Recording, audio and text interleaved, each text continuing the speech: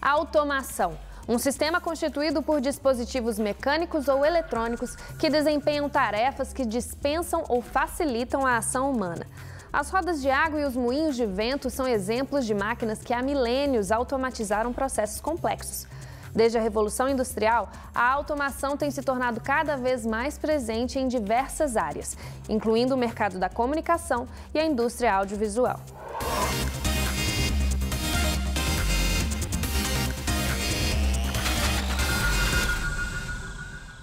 Captar áudio e vídeo, produzir de forma remota, elaborar e editar textos, músicas e vídeos, programar, catalogar e distribuir conteúdo em multiplataformas.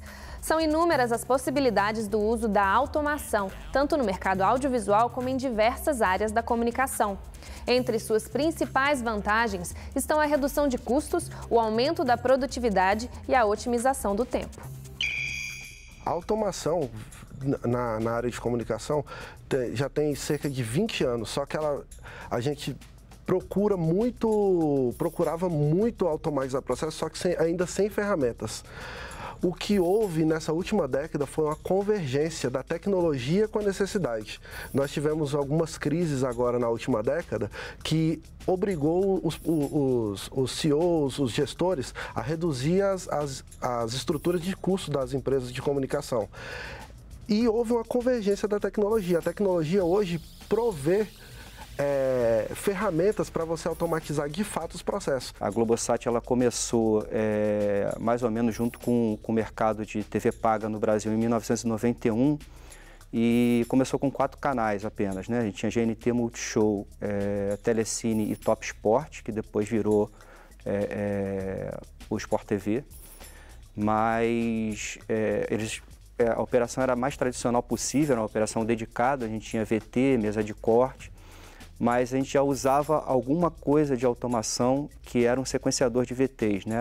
Era um sistema responsável por colocar as fitas no ponto certo para você poder sequenciar um determinado filme, um determinado programa, né? Já em 94 a gente partiu para abordagem com uma automação mais complexa, né? Onde a gente tinha computadores controlando robóticas de VT, que é da Sony, por exemplo, que era o FlexCard, controlando matrizes de vídeo, né? E vídeo-servidores também, né? Quando a gente fala de panorama brasileiro, a gente precisa lembrar que o Brasil está sempre na crista da onda quando a gente fala de tecnologia para emissoras de TV.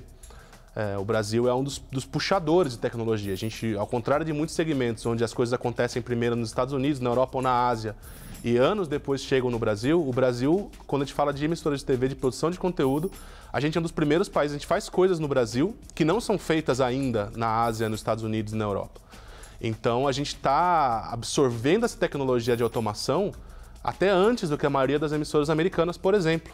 A gente tem emissoras no Brasil que já trabalham com automação de play-out, que é o processo de enviar para o ar o vídeo, totalmente automatizadas, robotizadas, que é uma coisa que ainda está começando a ser estudada em alguns países da Europa. A confiabilidade desses processos.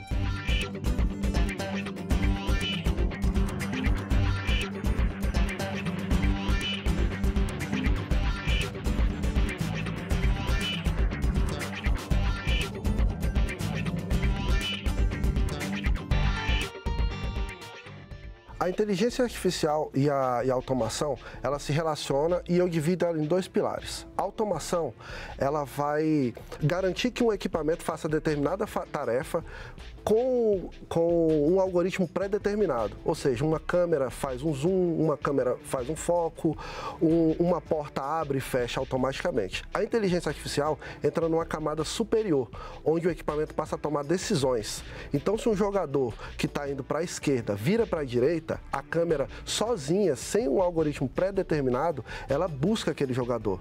E nós temos vários exemplos na indústria. Ano passado, na feira de Las Vegas, na NAB, nós tivemos um exemplo de uma NASCAR feita inteiramente de maneira autômata, com inteligência artificial. Então a gente tinha todas as câmeras trabalhando sozinha, áudio abrindo sozinho, grafismo entrando sozinho, e quando havia acidentes, as câmeras procuravam o acidente sozinha. Então você tem uma camada de automação que vai controlar os dispositivos e você tem uma camada de inteligência artificial que vai tomar decisões, vai receber inputs e tomar decisões e controlar a automação.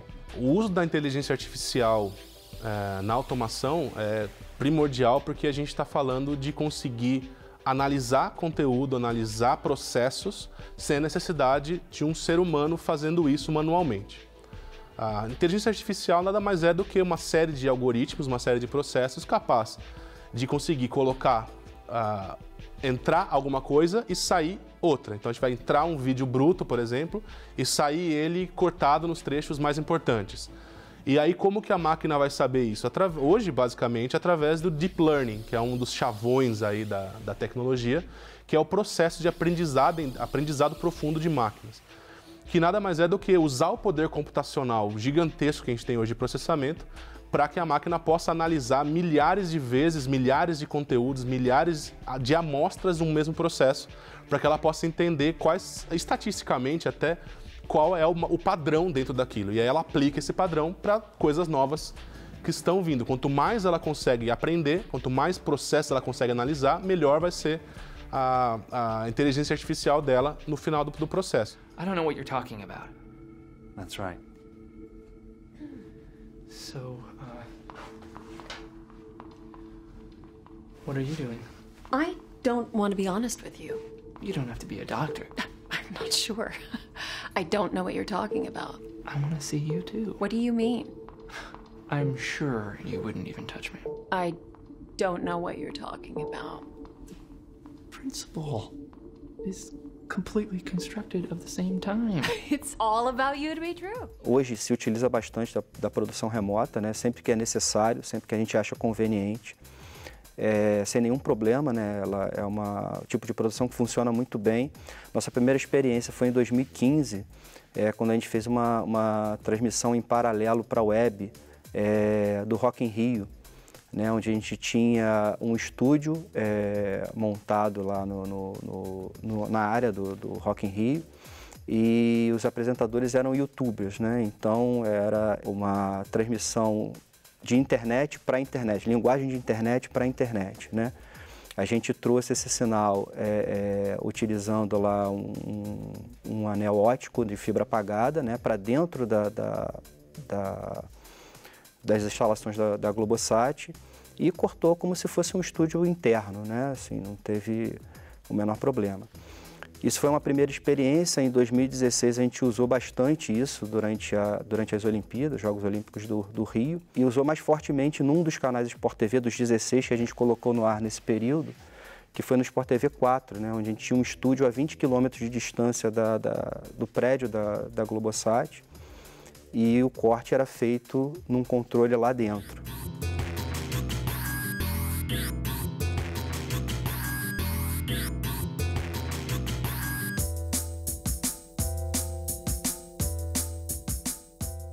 A gente teve recentemente a Copa do Mundo na Rússia e todas as emissoras que participaram tiveram algum nível de produção remota. Aqui no Brasil foram 2 emissoras que participaram da Copa do Mundo em loco, a Rede Globo e a Fox Sports, que é uma emissora de TV fechada. E ambas tinham aplicações de produção remota. E quando a gente fala de não precisar enviar uma pessoa para passar 40, 60 dias na Rússia, a gente está falando de uma economia revelada por eles até no último congresso da SET de R$90 mil por cabeça. Então você não enviar 100 funcionários, a gente está falando de uma economia gigantesca.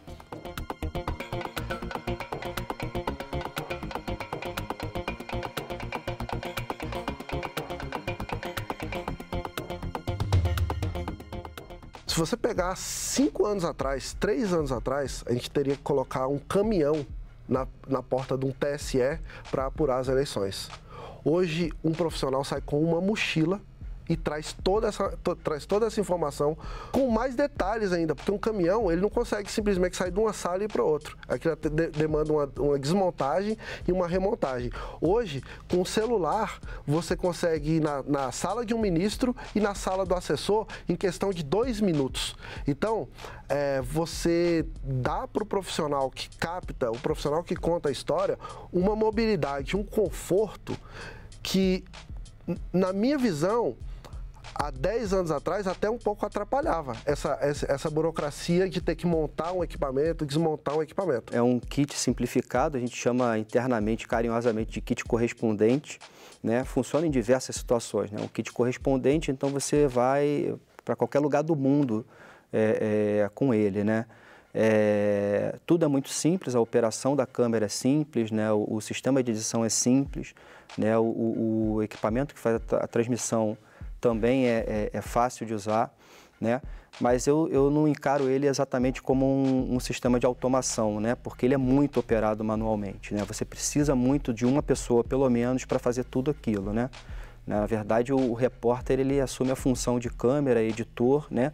Mesmo que seja uma edição bem básica, né? E transmite esse material. Normalmente, o que acontece nesse caso é ele fazer uma entrada ao vivo dentro de um contexto de automação, né? A gente, há um tempo atrás, a gente tinha um programa chamado Planeta Sport TV, que ele era pautado justamente nisso, ter vários correspondentes ao redor do mundo, né? E os âncoras aqui no Brasil conversavam com eles, né? Esse programa era completamente automatizado. Eu acho que o robô, ele é uma programação do ser humano. Então, se ele for programado para fazer um filme, ele pode fazer um filme. Não sei se hoje existe essa tecnologia, mas acredito que sim. Pela programação mesmo. A concepção de o robô fazendo algo que uma pessoa faria, que um editor em carne e osso faria, ela poderia ser aproximada a uma questão artística. O processo artístico se daria aí e não talvez o produto final, que seria o filme produzido pelo robô. Mas não se compara, claro, a um filme feito por um ser humano. Eu não acredito que eles, em algum momento, possam ter uma subjetividade própria. As pessoas iriam ver porque estaria, acho que, embutido no processo de publicidade que foi feito por um robô. O mundo tá moderno, agora é tudo tecnologia, eu assistiria sim. O que conta, o que sempre me chamou a atenção foi a ideia, o sentimento, a inovação, a capacidade, o potencial de te tocar. E você não precisa de muito para isso acontecer, né? Substituir a mão de obra humana por máquinas tem suas vantagens e desvantagens. No filme Tempos Modernos, de 1936, Charlie Chaplin já demonstrava preocupação com a classe trabalhadora frente ao processo de industrialização.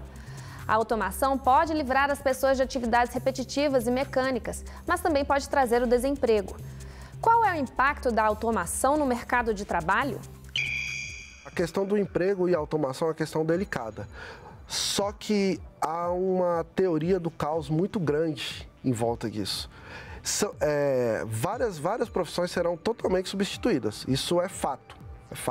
Economistas, trocadores de ônibus, no caso da comunicação, operação de câmera, operação de luz, isso a tecnologia provê ferramentas para você simplesmente eliminar.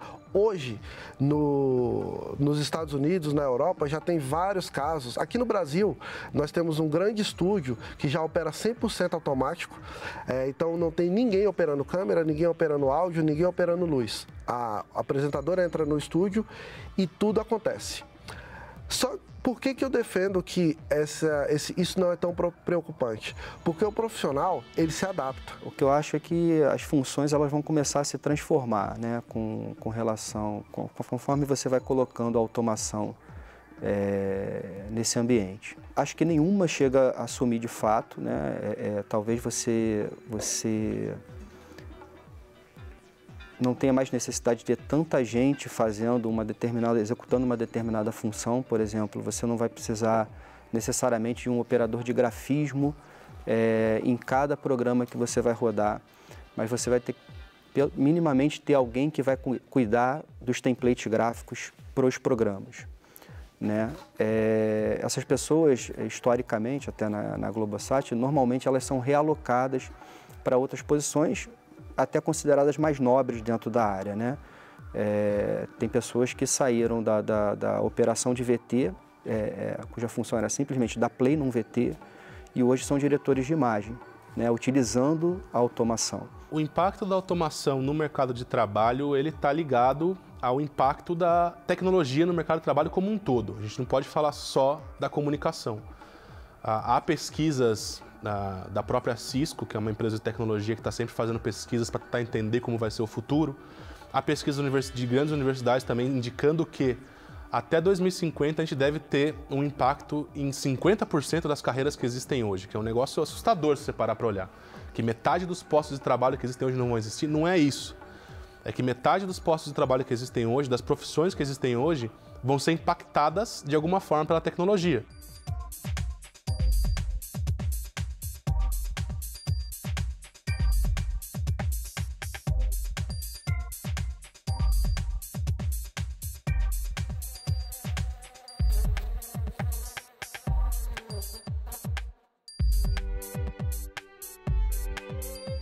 Hoje em dia, as empresas que produzem equipamentos, produzem software, elas já estão pensando na empresa como grupo, não mais como televisão. Então, você cria ferramentas de automação de processos, não mais equipamentos de televisão. A economia é sensível, você reduz a estrutura de custos de uma maneira importante para a emissora de televisão. A gente tem visto inúmeros avanços na área de engenharia de televisão, e a gente não foi atrás para saber como isso está sendo feito, como isso pode impactar no nosso trabalho. Então, o que eu diria, profissional de comunicação, informe-se sobre a sua área, vá descobrir quais tecnologias estão sendo lançadas todos os dias que impactam no seu trabalho. Aprenda a usar elas para que você esteja preparado para esse futuro automatizado. A pessoa que continuar achando que produzir conteúdo é buscar uma sensibilidade, é ir atrás de uma boa história. Claro que é, mas é muito mais do que isso hoje. Se você ficar só focado nas questões de valores da comunicação, você vai ficar para trás. Porque mais cedo ou mais tarde vai chegar uma máquina lá na redação que vai fazer o seu trabalho. Se você não souber lidar com aquela máquina, você vai se tornar obsoleto. Dando um exemplo lá, né, até da década de 90, quando a gente começou o processo de implantação de automação na Globosat, a gente tinha ilhas de edição e centrais de pós-produção, máquina a máquina, as ilhas máquina a máquina, né? E as centrais com mesa de vídeo, mixer de áudio, grafismo, etc., né? Cada um operado por uma pessoa, né? Ao longo do tempo, essa abordagem foi sendo substituída por sistemas de edição não linear, né? Onde a gente reduzia um departamento que funcionava com 3, 4 pessoas, né? Era operado por 3, 4 pessoas para apenas uma, né? Mas ao invés de a gente reduzir o número de postos de trabalho, esses postos de trabalho foram aumentados porque hoje em dia a gente saiu de 4 CPPs, 4 ilhas de edição, para em torno de 30 que a gente tem hoje, né? Então, a própria... o barateamento do custo do equipamento e manutenção do equipamento fez com que a gente pudesse expandir o número de ilhas e aí, consequentemente, a gente tem mais pessoas trabalhando nessa área, né?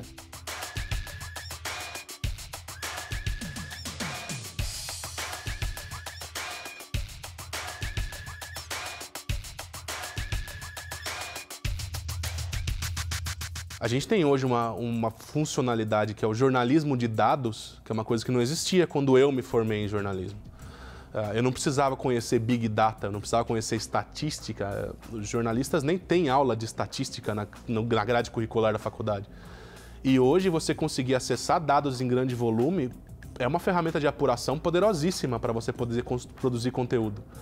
E não só na produção, mas na entrega desse conteúdo. Você conseguir saber quem é o seu leitor e o que ele está interessado é essencial na hora de você pautar uma redação, por exemplo. Saber qual o viés que você tem que dar para a comunicação que você vai construir, né? Outro exemplo interessante, a da cenografia. Já focando na área de entretenimento ou até mesmo numa entrevista como essa. Já existem hoje ferramentas de cenografia virtual tão avançadas que, não vou dizer que você não percebe a diferença do real para o virtual, porque você percebe, mas ela é totalmente aceitável desde que a estética seja pensada para isso, seja pensada para ser uma coisa tecnológica, para mostrar que é virtual. E as limitações que a gente tinha antes de não poder ter interação com o cenário, de ter que colocar o apresentador parado num ponto porque tem sombra, isso não existe mais. Eu não vejo isso como uma automação de fato, né? Na verdade é um recurso importante, né?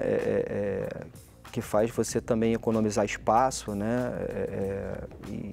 Às vezes, dependendo se for bem usado, até criar um cenário mais bonito, né? A função do cenógrafo, ela muda porque o cenógrafo passa a ter que observar, né? E fazer a junção desse mundo virtual com elementos reais, né? Ele não pode abrir mão de elementos reais, uma vez que só porque tem o cenário virtual, né? E fazer até uma composição mais bonita, mais interessante, né, juntando essas duas formas de criar, né? O cenário virtual, ele vem como uma ferramenta de dinâmica. E a automação dele é muito grande. Então você vira uma câmera para um lado, você troca um cenário, isso totalmente com uma camada de abstração muito grande. Os operadores não sabem nem o que está acontecendo.